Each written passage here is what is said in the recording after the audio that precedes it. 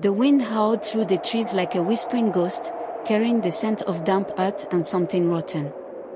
The darkness pressed in from all sides, wrapping around the 6 friends like an invisible hand.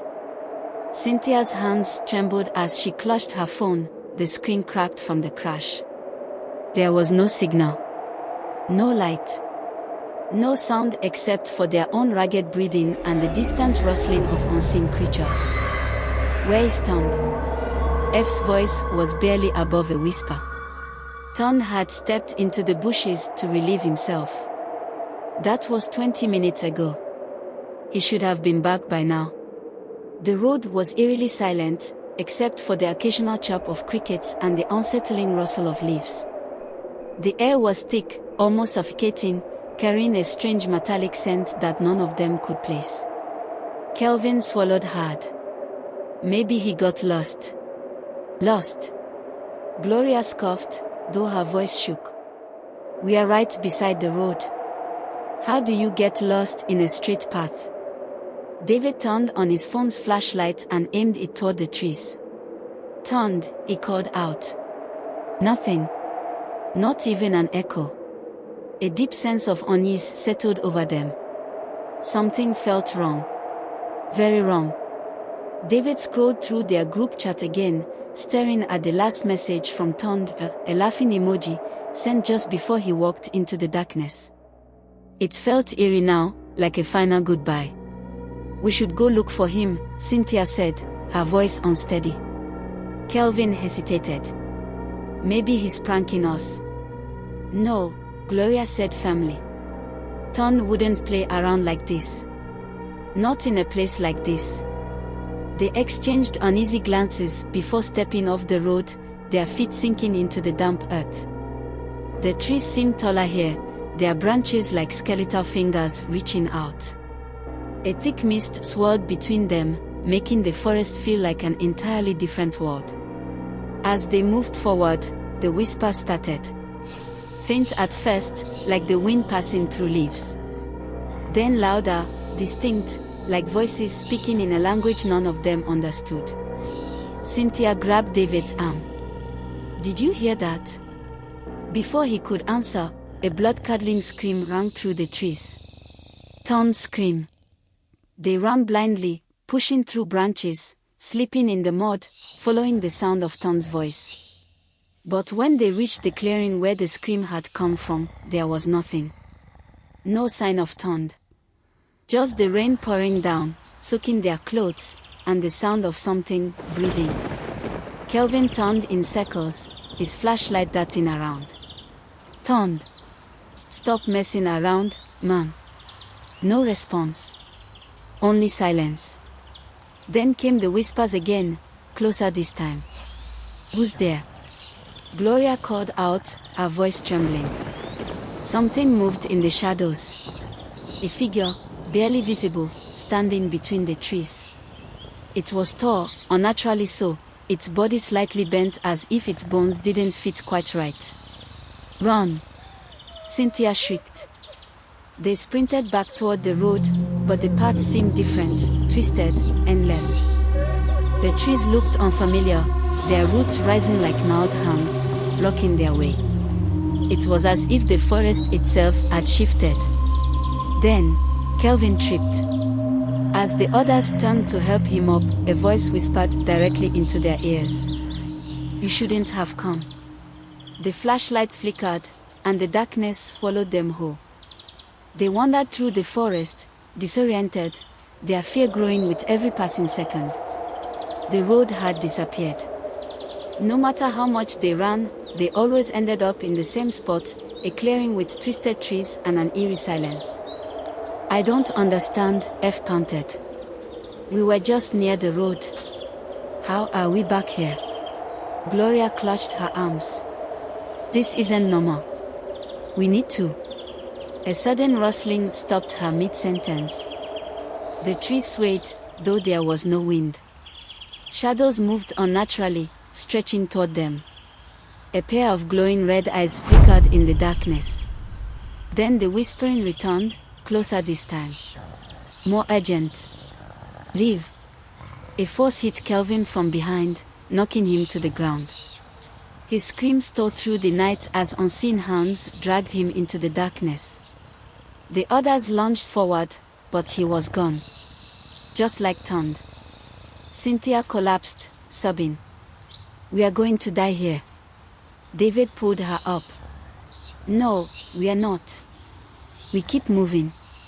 Then, as if answering their defiance, the sky opened up, and the rain came pouring down. As they stumbled through the rain, they saw it, a clearing in the forest, dominated by an ancient shrine. The structure was weathered, covered in strange carvings. Around it, clay pots sat in a perfect circle, filled with dark liquid.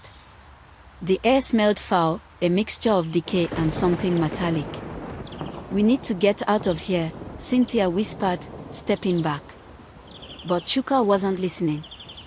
He knelt beside one of the pots, dipping his hands into the water. "Chuka, don't!" Gloria screamed, rushing toward him. But it was too late. He had already drunk from it. He wiped his mouth, smacking. "What?" "I was thirsty." David grabbed his shirt. "Do you even know what that is?" "I don't see any demons," Chuka mocked, grabbing a piece of dried meat from a woven plate near the shrine and chewing. The wind picked up, howling through the trees like a mournful wail. The idol's hollow eyes seemed to glow, and the ground beneath them trembled. Then, Chuka screamed. A long, agonizing scream that sent shivers down their spines. His body convulsed violently, his eyes rolling back as foam dripped from his lips. His veins darkened, spreading across his skin like ink. Then, he fell silent. A shadow rose from the shrine, towering over them. The whispering returned, but now it was loud, like voices screaming from the grave. Then the thing spoke. "You have desecrated the sacred." And the nightmare truly began. The ground beneath Chuka cracked open, and his lifeless body was dragged into the earth, disappearing as if he had never existed. The others screamed, backing away from the shrine, but the whispers grew louder, forming words they couldn't understand. Gloria grabbed Cynthia's hand. "We need to run." But the trees had moved. The path they came from was gone. David turned in frantic circles. "This isn't real. This isn't real." Something cold brushed against F's shoulder. He turned sharply, his breath catching in his throat. A pale, featureless face hovered inches from his own. Its gaping mouth opened wide, too wide, and let out a deafening shriek. Kelvin swung a broken branch at the entity, but it passed through as if striking air. More figures emerged from the darkness, their eyes empty voids. Hands stretched from the shadows, grabbing at their legs. One by one, they were dragged down, screaming. Cynthia fought desperately, her nails digging into the earth as unseen hands pulled at her ankles. Gloria's shrieks pierced the night before being silenced abruptly. David's hands trembled as he tried to pull F up, but the force dragging him down was stronger. A voice, deep and guttural, echoed through the clearing. "Your souls belong to us." Cynthia clawed at the dirt, her fingers bleeding as she struggled to hold on. David reached for her, but something wrapped around his wrist, twisting it painfully before yanking him into the abyss. Kelvin tried to run, his lungs burning, but no matter which way he turned, he found himself back at the shrine. The idols now had eyes that blinked and followed him. The whispers turned into mocking laughter. "You should not have come." The shadows lunged. Kelvin was the last one left. He fell to his knees, his breath ragged. His friends were gone. The shrine pulsed with an eerie red glow, and the figures that had taken them stood motionless, watching him. A shadow loomed over him. "You have one choice." Kelvin's voice shook. What choice? To carry the curse or to join them? Tears streamed down his face. "Please, let me go." The entity extended a skeletal hand, placing it on Kelvin's forehead. Pain unlike anything he had ever felt shot through him, searing into his bones. His screams echoed through the forest, fading into the wind. Then, silence. Days later, the wrecked car was found, but there were no bodies. Locals whispered about the cursed road, about the ones who trespassed where they shouldn't have, and about a lone figure seen wandering the edge of the forest, his eyes black as the void, whispering names only the dead should remember.